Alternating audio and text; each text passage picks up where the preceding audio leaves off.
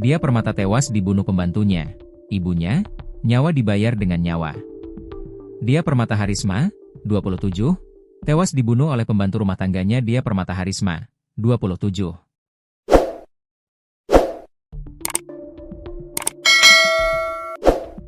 Peristiwa terjadi di rumah korban di Komplek Perumahan PJT 2, Blok D, Desa Jatimekar, Kecamatan Jatiluhur, Kabupaten Purwakarta pada Selasa siang, 12 Agustus 2025.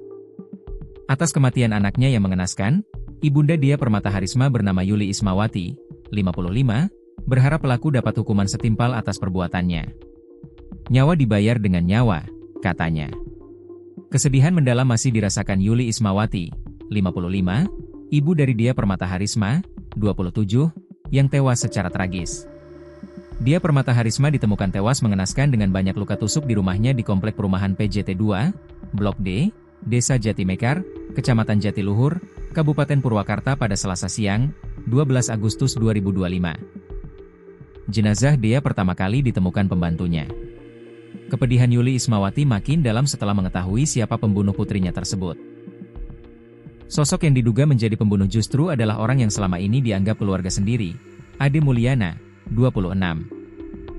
Ade sendiri merupakan pembantu atau asisten rumah tangga dari korban yang pertama kali mengaku menemukan dia tewas bersimbah darah.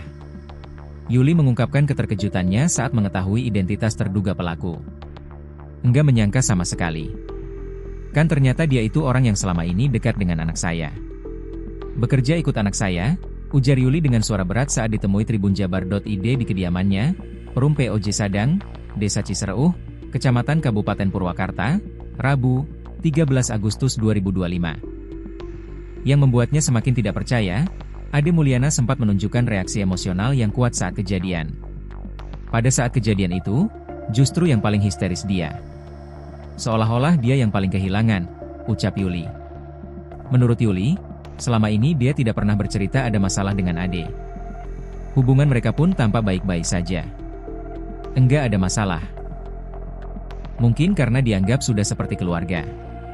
Anakku itu orangnya baik, semua orang dianggapnya juga baik, katanya. Yuli merasa dikhianati. Pasalnya, selama ini keluarga telah banyak membantu kehidupan Ade. Orang yang dikasih makan, dikasih penghidupan, rokok, uang, tapi malah menghabisi anak saya, ujarnya. Kasus ini masih dalam proses penyelidikan lebih lanjut oleh pihak kepolisian. Sementara itu, keluarga berharap keadilan segera ditegakkan.